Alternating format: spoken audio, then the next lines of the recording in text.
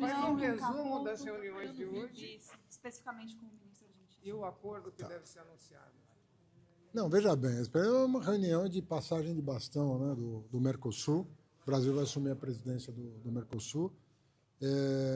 Conversa ótima com os ministros do Uruguai, Paraguai e Argentina, todos muito favoráveis à integração, todos mencionaram a oportunidade de coalizão em torno do objetivo de firmar o acordo com a União Europeia, sem excluir outros acordos, evidentemente, mas vendo ali uma oportunidade importante para o Brasil se inserir, né, nesse terceiro bloco que está hoje exprimido entre China e Estados Unidos, então, permitindo ao Brasil fortalecer, ao Mercosul fortalecer uma posição multilateral importante, explorando possibilidades de cadeias produtivas integradas com a Europa, melhorar a competitividade da indústria dos dois blocos, né? Isso foi muito conversado. A questão também do controle da inflação, pelo qual todo o Cone Sul está patrocinando, né? Começar da Argentina, que sai de um quadro mais grave, né, de quase hiperinflação, e vem buscando melhorar sua performance. Também colocamos as nossas preocupações, né, de que a política tem que ajudar, né, a agenda econômica a prosperar e atingir as metas estabelecidas em todos os países. Mas todo mundo muito confiante. Né, as pessoas vai trazer chocolate mais barato? Olha, tem vários projetos em curso para melhorar o comércio na região. Recebemos uma provocação da Argentina na conversa bilateral de padronização, né, da regulação de produtos industrializados e também dos expedientes sanitários, para que o fluxo de comércio aumente ainda mais. Está passando por um bom momento o fluxo de comércio com a Argentina, né? Vocês estão acompanhando, os indicadores estão cada vez melhores. Esse ano, particularmente, está dando um salto bom. Também o turismo entre os dois países, sobretudo daqui para lá, aumentou muito, tende a permanecer assim até o final do ano. Nós devemos, talvez, chegar a 10 milhões de turistas estrangeiros no Brasil, que é um recorde dos recordes. Nós nunca passamos de 6, 7, nos nossos melhores momentos, podemos chegar a 10. Então, nós estamos com um quadro promissor. E uma conversa muito amigável, uma conversa muito franca entre nós, né, ministros da União. E sobre esse acordo do EFTA, que deve ser anunciado daqui a pouco, para o Brasil, que peso tem? Olha, ele é um passo importante, mas é um passo na direção do que nós estamos querendo construir com mais vigor, né? Falei agora na presença do presidente do Banco Central da Argentina, de que as moedas locais podem funcionar melhor no comércio bilateral, né? Nós ainda temos um caminho pela frente muito amplo de utilização das moedas nacionais da Argentina e do Brasil para fortalecer o comércio local. É muito burocrática a nossa relação ainda, não só em termos de aduana, mas em procedimentos administrativos que dificultam o intercâmbio entre os países. Então, a conversa foi realmente muito boa. Eu saio positivamente surpreso aqui de ter um ambiente muito amigável, cooperativo.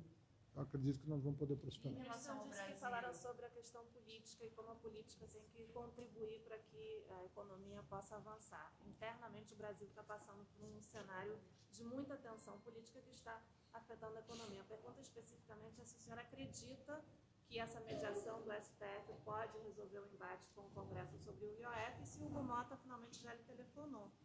Não telefonou. Mas eu penso que está sendo feita uma leitura equivocada do que está em jogo, inclusive pelos jornais que eu li hoje pela manhã.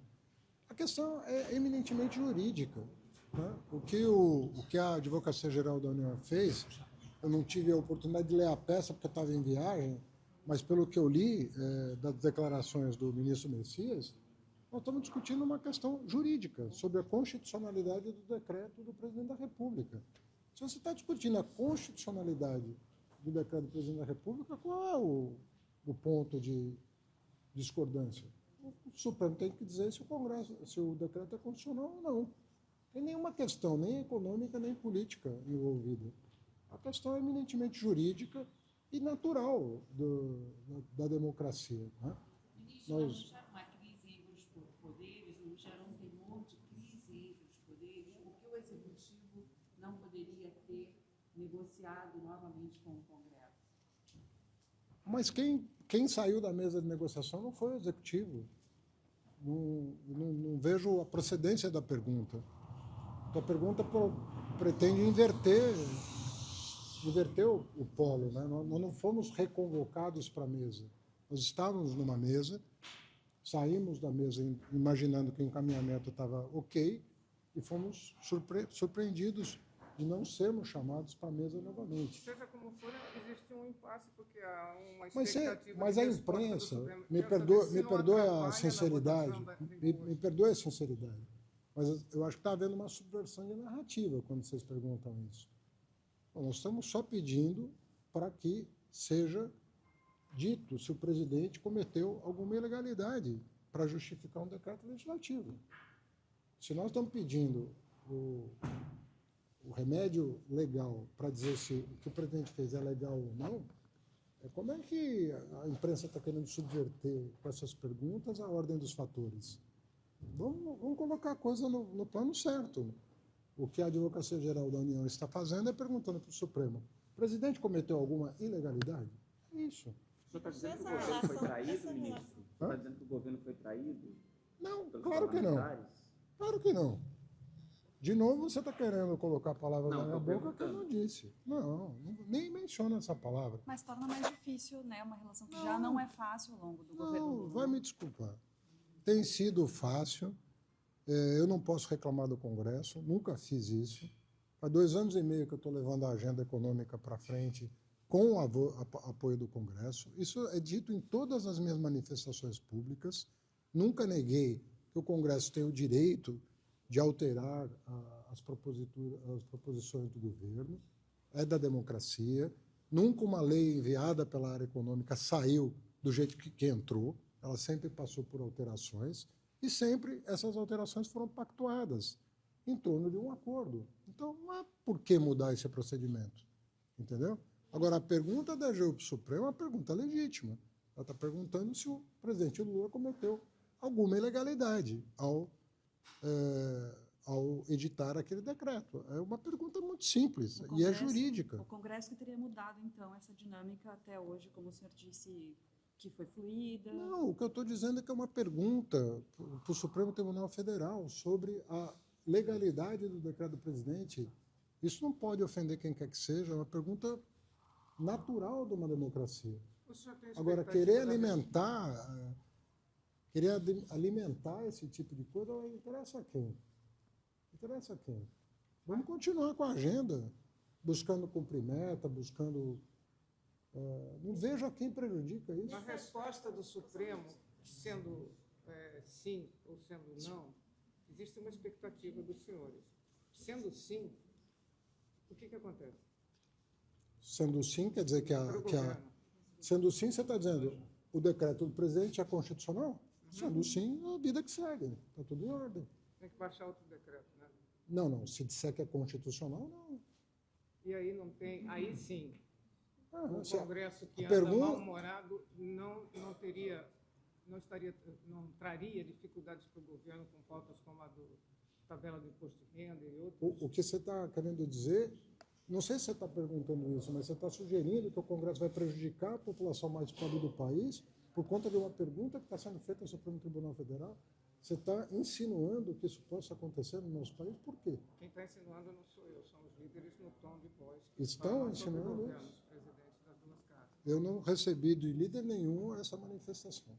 Se você recebeu, eu penso que isso deveria vir a público. Eu não recebi nenhuma ameaça nesse sentido, de que um eventual uma resposta do Supremo dizendo que o presidente agiu dentro da legalidade ensejaria prejuízo para a população de baixa renda.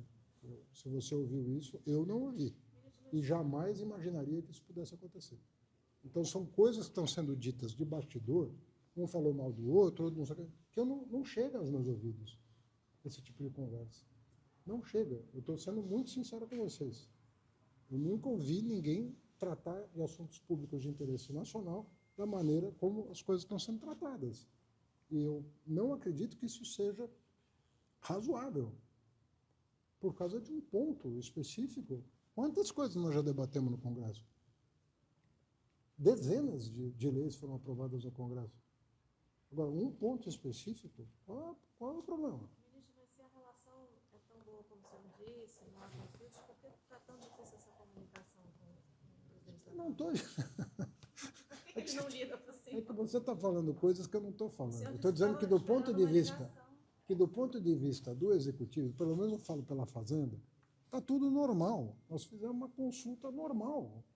É tudo parte da democracia.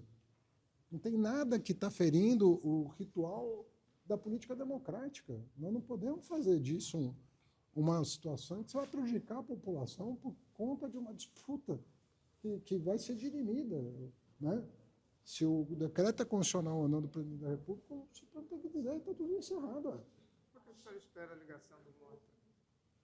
Como? O senhor disse que estava esperando uma ligação, que ele ligasse para o senhor. Não ligou até agora. Eu sempre sou otimista. Eu sou uma pessoa muito otimista. O telefone está ligado, não está no silencioso, está tudo tranquilo. Tudo tem sua forma de resolver e nunca vai partir de mim qualquer problema em relação a discutir o interesse. Eu não estou discutindo o interesse pessoal, nem ele, então é o interesse nacional que está em jogo. Mas, ministro, É o interesse público, então não tem porquê não conversar. nesse contexto de briga, entre aspas, com o Congresso, há espaço para repensar a meta fiscal, caso o IOF realmente seja derrubado? Nunca foi intenção do governo. Nós estamos confiantes de que essa busca de melhorar as contas públicas, ela beneficia muito todos, trabalhadores e empresários. Quem ganha com desequilíbrio, né, do orçamento é quem especula. Nós vamos ficar dando mole para o especulador? Não é melhor a gente fazer a coisa certa e todo mundo ganhar? Quem produz, tanto o empreendedor quanto o trabalhador ganharem e não o especulador? Nós não podemos fazer o jogo da especulação. Está cheio de gente querendo ganhar dinheiro em cima disso. Nós devemos ser as pessoas que barram isso. Não. Vamos ganhar dinheiro produzindo. Trabalhadores e empresários vamos ganhar produzindo. E não especulando. Esse tipo de movimento só auxilia o especulador. Ninguém mais ganha. Só o especulador. Sabe, os bilionários, banco, bet, só isso que ganha. Fica todo mundo nervoso, vai jogar em vez de fazer a coisa certa. Nós queremos que a gente produza. Isso que é melhor para o Brasil. Tá bom? Gente, obrigado. Valeu. Que renúncias fiscais devem entrar no pacote de impostos que o governo vai enviar para o Congresso? Renúncias fiscais. Eu nem... Que renúncias fiscais no pacote que o governo vai... Eu falei que depois do recesso nós vamos enviar. Tá bom? Do possível.